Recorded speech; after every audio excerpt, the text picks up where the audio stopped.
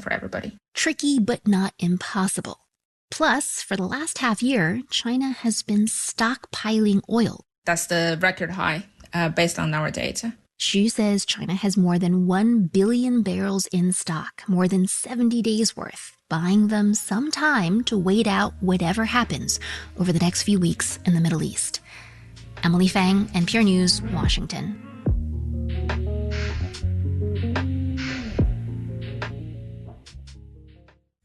It's WNYC. Marketplace is coming up next on the show tonight. A record number of students in China are graduating and hoping to enter the workforce this year, but many are facing shaky job prospects.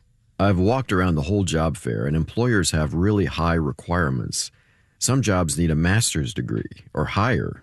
Open for work in Shanghai. That's next on Marketplace. And a reminder, at 7 o'clock tonight, we're going to have a special live election show with WNYC's Brian Lair. We'll continue with election coverage after that. Polls close tonight in New York City at 9 p.m. Stay tuned for all the fun. It's WNYC at 6:30. WNYC supporters include Columbia SPS, where high school students can join the summer pre-college program on campus or online. Space is still available. More info at precollege.sps.columbia.edu. WNYC, independent journalism in the public interest. 93.9 FM and AM 820. NPR News and the New York Conversation.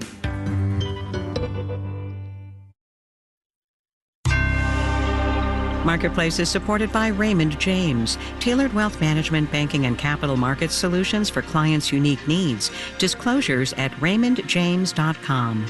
Everything's fine. From American Public Media, this is Marketplace.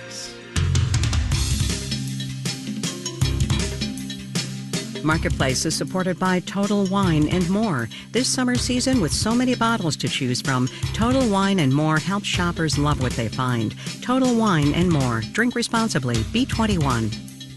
And by Yubico, makers of the YubiKey, which stops phishing and hacking attempts and protects the personal and business applications people rely on. Learn more at yubico.com.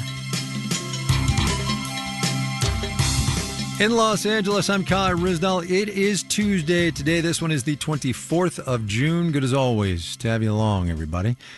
First things first, the ceasefire in the Middle East does seem to be holding. Second things second, stock and bond traders the past couple of days do seem to be taking the news out of the Middle East in stride. And third things third, oil markets seem to be very relaxed. Brent North Sea crude the past 2 days, remember, that's the global benchmark, down 15%, a hair under $68 a barrel at the close today in New York. But market forces cut both ways. Marketplace's Sabri Benishore reintroduces us to the idea of risk premium. From Singapore to New York, the folks who buy and sell oil are betting Iran will not close the Strait of Hormuz, and oil prices show it. Samir Samana is with the Wells Fargo Investment Institute. Yeah, I mean, you're pretty much right where you were the day before Israel attacked a couple of weeks ago. The cost of moving that oil around? We are now at around $2.95 a barrel, which is a 118% increase.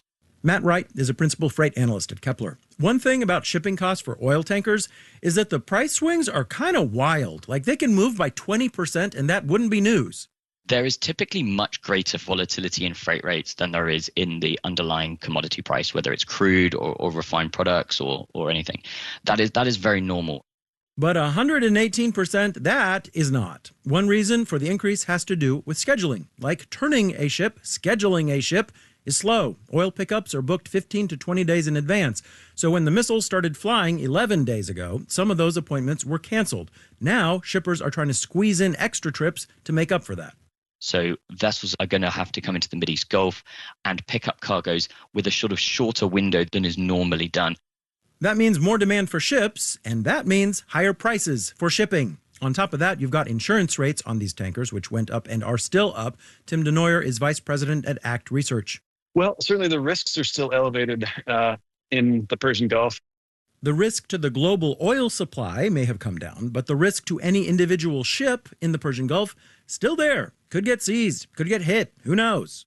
I think those risks are starting to decline, but I think it might take a little time for the market to really reprice those risks. Between insurance and demand, global trade intelligence firm Kepler estimates the cost of shipping oil is probably going to come mostly down within a couple weeks, assuming the ceasefire holds. In New York, I'm Sabri Benishore for Marketplace. We interrupt our commodities market coverage to bring you news of the politics of the American economy. Fed Chair Jay Powell was on Capitol Hill today for his semi-annual update to Congress. Lots of questions about lots of things. You could probably guess what they were. This particular and revealing exchange did catch our ear, though. California Democrat Juan Vargas asking the question. It's not missed on you. You know that we want you all to lower the rates. You know that, both sides, right? You get that. The answer could be yes or no. Honestly, I'm not sure I do know that. I've talked to members from our privately. side, we'd love to see the rates go down. And I've heard from a number of my colleagues on the other side, we'd love to see the rates go down. I talked to a lot of members who say privately, you're doing the right thing. I hear that from a lot of members privately. Yeah, but in any case, we have to do, we're appointed and confirmed, my colleagues and I, do what we think is right. Love that long pause right at the top there, huh? Powell is talking to the Senate tomorrow. It is a very safe bet. He's going to very much say the same stuff he said today. Wall Street on this Tuesday, like I said, everything's fine. We'll have the details when we do the numbers.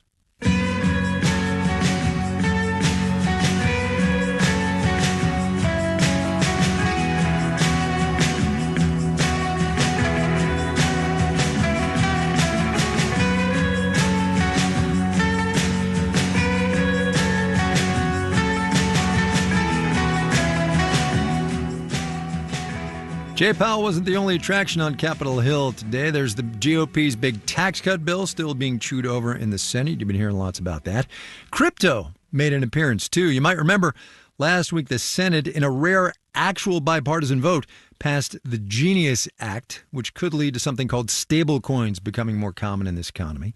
And there was a GOP proposal today to change how and by whom most cryptocurrencies are regulated.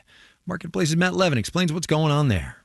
So even if you've never bought Bitcoin and your eyes glaze over anytime someone starts talking about the blockchain, you should care about what federal agency regulates crypto, just like you probably should have cared who was regulating mortgage-backed securities and credit default swaps before the 2008 financial crisis. Chris Brummer is a professor at Georgetown Law. When things work well regulatorily, the entire economy does well. But when things don't work as well, and if you have bouts of financial instability, your life can be made harder as well. The total crypto market cap is now over $3 trillion globally, but there's still major debate over who should regulate it.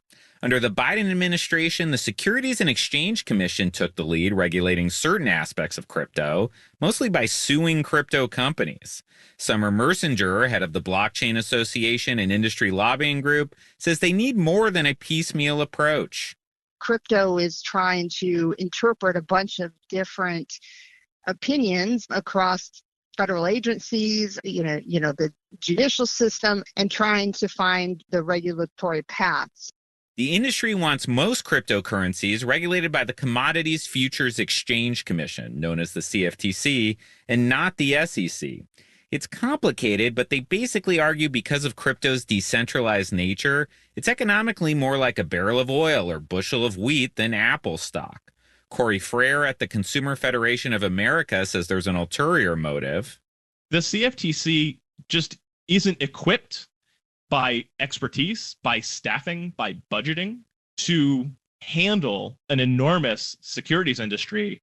About 700 people work for the CFTC. The SEC has about 5,000. There are two proposals in the House and Senate. They'll have to pass both chambers before being sent to President Trump. I'm Matt Levin for Marketplace.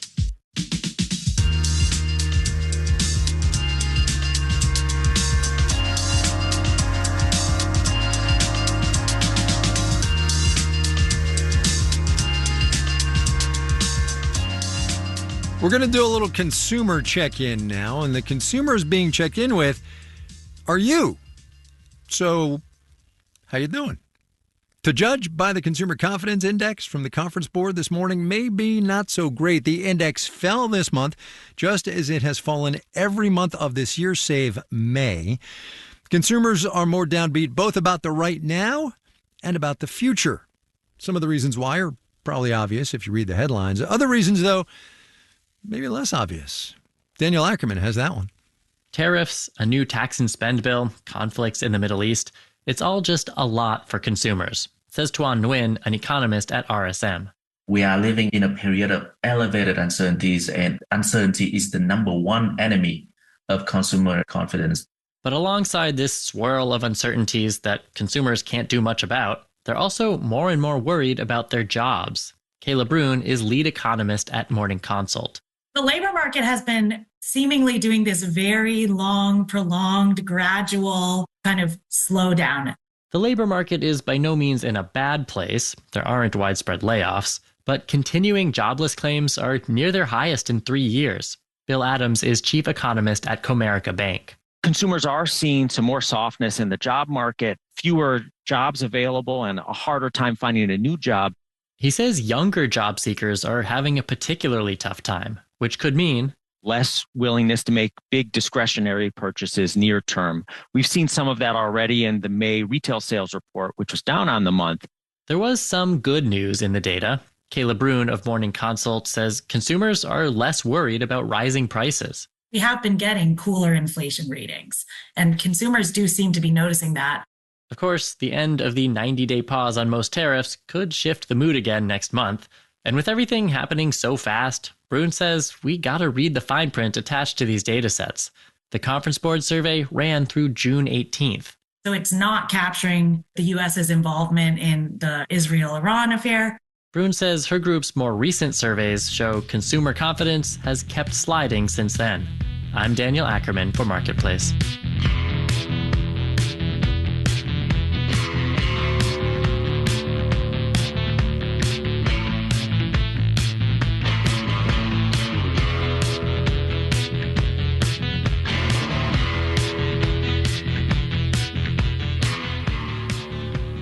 The woes of the American shopping mall have been much documented over the past decade or more, from the death of the big boxes like Sears and JCPenney to our new shopping habits inspired by the pandemic. There are less than 1,000 malls left in this economy. That's down from 1,200 a decade ago. It's not all doom and gloom, though, as Laura Hackett reports now from Blue Ridge Public Radio. Communities are finding creative ways to fill the vacancies left by those disappeared anchor stores. Inside of an old Charlotte Russe store, a pack of 10-year-olds are learning how to wrestle in the Asheville Mall. While shoppers stroll by, these kids are doing bear crawls and push-ups on a big foam mat.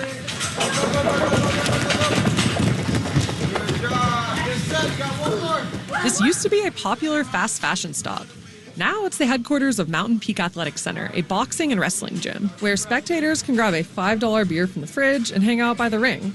Owner John Jastrzebski says the former retail space is a perfect fit and price for his growing business. It was a long time that it was vacant, so I'm assuming since we were asking to rent it, they were willing to negotiate whatever they can get because they were getting zero. As many retail chains shutter brick-and-mortar sites, malls are pivoting to include more local flair. It seems that the mall is willing to work with local businesses to bring something a little bit different than things you can get at Amazon. In Asheville, that means a tattoo parlor, a food bank, and even a wedding venue. Bride-to-be Autumn Davis will get hitched here this summer. Yeah, it's fancy. I mean, this is a full-blown wedding. We just happen to be in the center of a mall. They're going to have their own entrance in the back. It's going to be lined in lights and lace and chauffeurs walking people in. There's also an artist collective. They call themselves the Mall Rats. We're looking at the mall as a canvas and what can we put in it. Eric Mace is a leader of the group, and this summer they hung a fish sculpture, an artistically bent gardening hoe, and other whimsical creations in an empty hallway outside of the closed JCPenney. There's a lot of discussion about how malls in their original heyday, like they were community centers. I think it's just that perfect time to start to talk about, well, what else could a mall be? Portland, Oregon is trying to answer that question too. Locals sometimes call the Lloyd Center a, quote, dead mall, but it has an artist collective too, coincidentally also called the Mall Rats, led by Nathan McKee. It's anything from people who screen print their own T-shirts to letterpress cards to zines, ceramicists. It's all over the board. He says the artists group wants to get people off social media to gather and create in person. When you're online all the time, it can mess with your psyche. Once you're focused only on likes and how many people, tap the screen. He says people have fond memories at the Lloyd Center. Whether, you were a mall rat or not, you have this wave of nostalgia of just the sound of it and the look of it and the escalators and the elevators and the ice rink. But sometimes nostalgia is not enough to keep a mall alive. In the U.S., between 10 to 20 malls shut down every year. And that's why some communities are rethinking these spaces in a big way to reimagine the property entirely. The biggest surprise for me is that never once would I have ever imagined that the mall would turn into a school. Trevor Ivey now runs an elementary school in an old Macy's in Sumter, South Carolina. He says as a teenager, he would often come to the mall for corn dogs and arcade games. I'm born and raised in this community. The mall used to be the place to go. Decades later, it's still a place to go, just for kindergartners figuring out what school is, or 7-year-olds learning to read. I think at the heart of our project is this idea of community revitalization. And that means the mall is still relevant, but just in a different way. In Asheville, North Carolina, I'm Laura Hackett for Marketplace.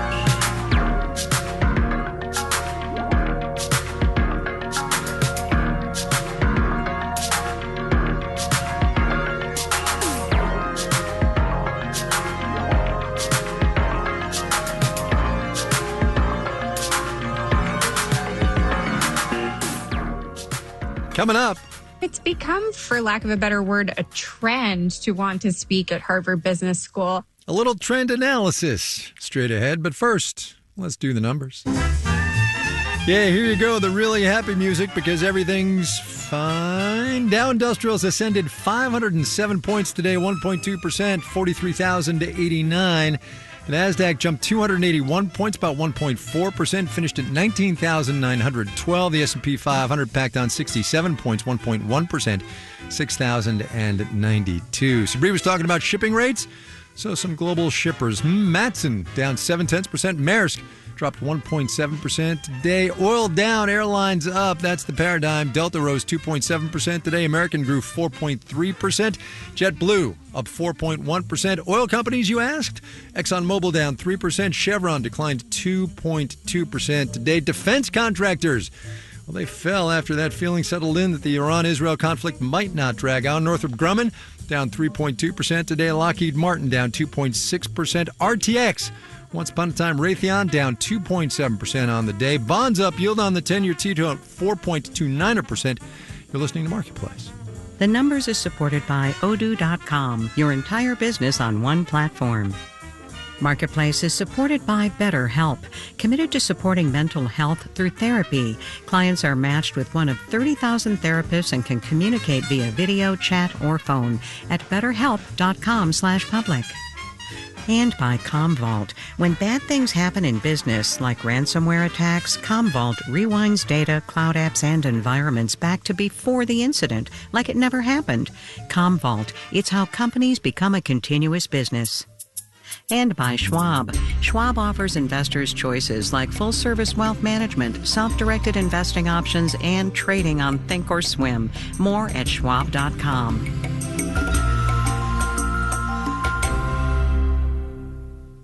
The new season of the Emmy Award-winning TV series The Bear premieres this week. On the next Fresh Air, we speak with actor Eben Moss-Bachrach. He's won 2 Emmys for his portrayal of Cousin Richie. He's also appeared in the shows Girls and The Punisher. Next month, he co-stars in the new Marvel movie The Fantastic Four: First Steps. Join us. Weekdays at 2 on WNYC. WNYC support comes from Outreach Development Corporation, offering compassionate and evidence-based treatment services for adolescents and their families in the New York metropolitan area struggling with substance misuse and mental health issues. Learn more at opiny.org. You're listening to Marketplace on WNYC. Coming up at 7 o'clock, it's a live election night special with WNYC's Brian Lair. We'll continue after that with more election coverage. Polls close at 9 o'clock tonight. This is Marketplace. I'm Kai Ryssdal. While the labor market here is, as of now, holding firm, that is not necessarily true in the rest of the global economy. China, in particular, young workers there to get even more granular. The unemployment rate in China for 16 to 24-year-olds was almost 15% last month. The obligatory note here is, grain of salt with that, the real number could well be higher. But whatever the data, with more than 12 million brand new college graduates entering the Chinese workforce this month, there's a lot of competition for the jobs that there are.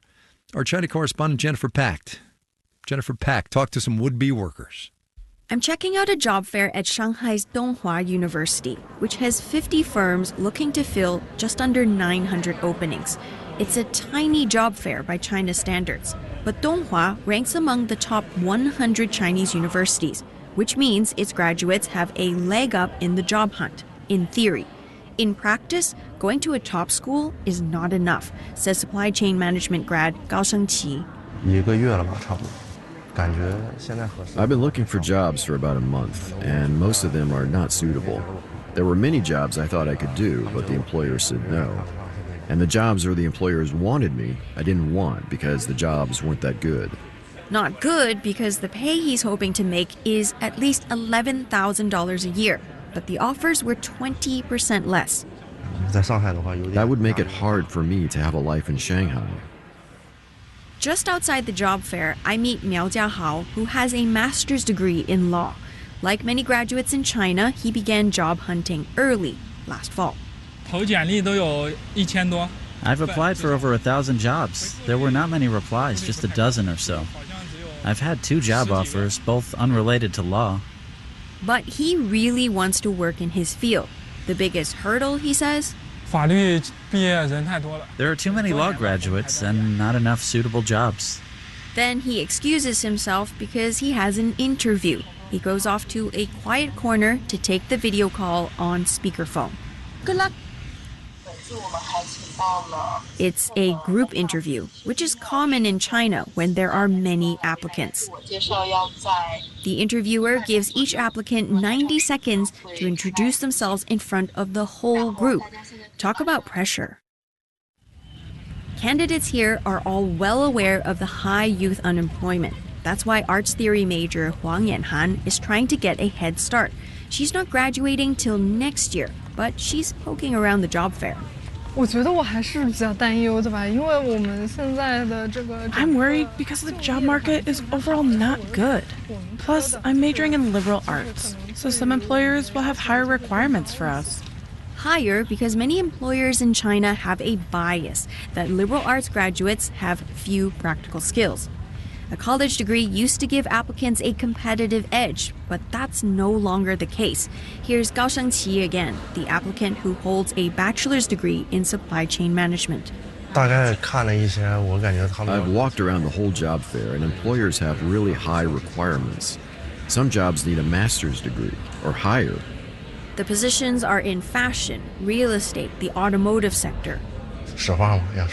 You want the truth? A master's degree is not necessary for a lot of these advertised jobs. From his perspective, even a technical degree would be more than enough. In Shanghai, I'm Jennifer Pak for Marketplace.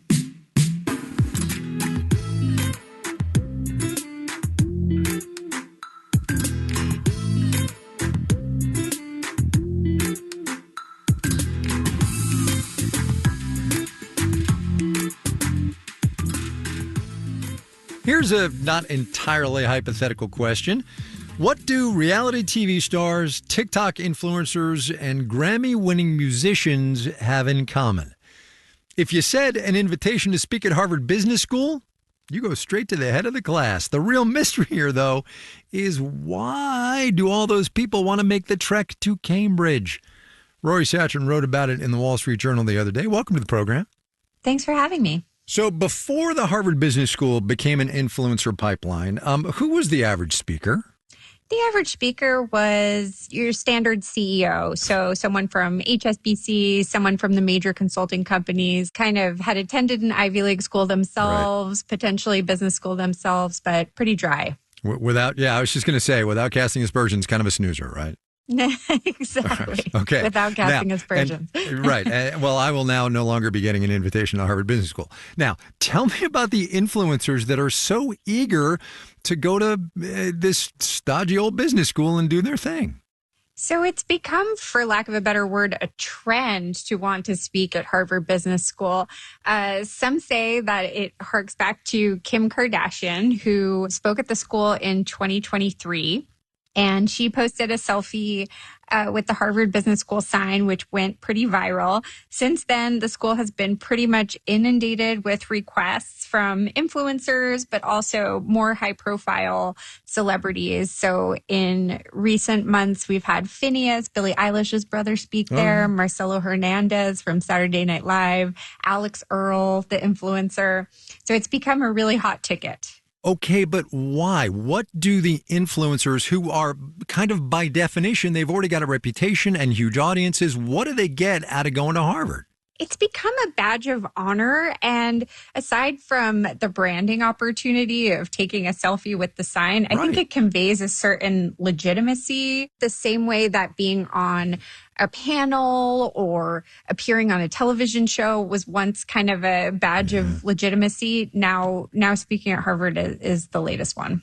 And Harvard, of course, much in the news of late for something not at all related to this, but the Harvard Business School gets, a profile boost out of this, right? When Phineas or Kim Kardashian come to speak, right?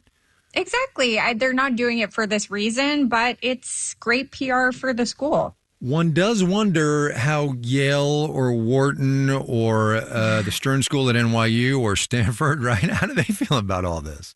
I dug into that a little bit to see if this was also a thing at Stern, also a thing at Stanford, and turns out not so much. So it's a very Harvard brand specific phenomenon.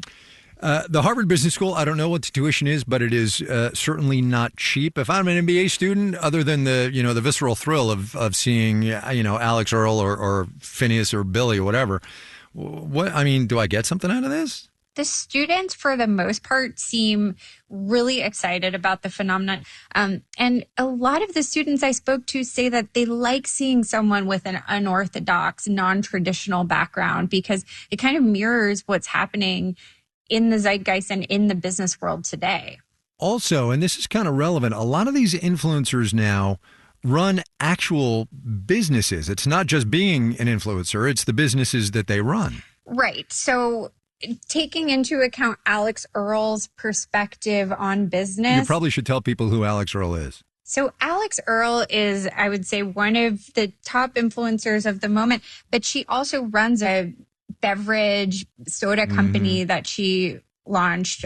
Poppi was just sold to PepsiCo for over $1 billion. So paying attention to influencers' business empires is actually savvy. It's not silly. Right. So, look, we've established that I am no longer going to be invited to the Harvard Business School. What about you? Have they called you yet since you did this piece? I would have to run it by the Standards and Ethics Board, but yes, I have been approached. There you go. Well, we shall see. It definitely opened it up to the common folk. There we go. Rory Zatran at the Wall Street Journal. Rory, thanks a bunch. I appreciate your time. Thanks for having me.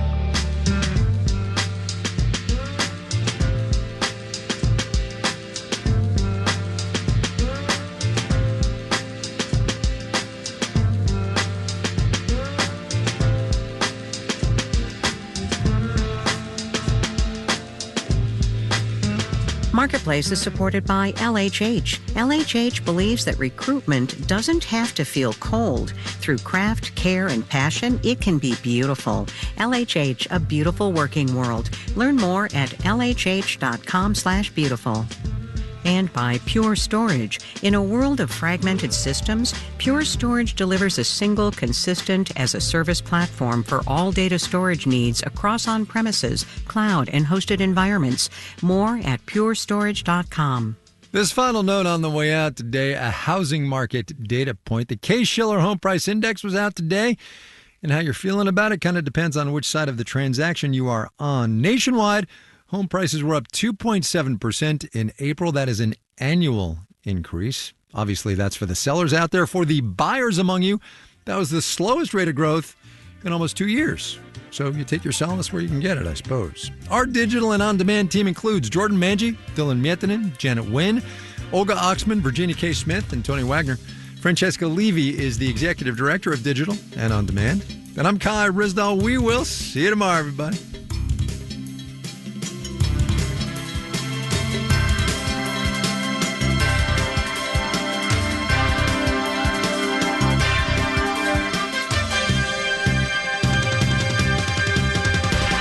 This is APM.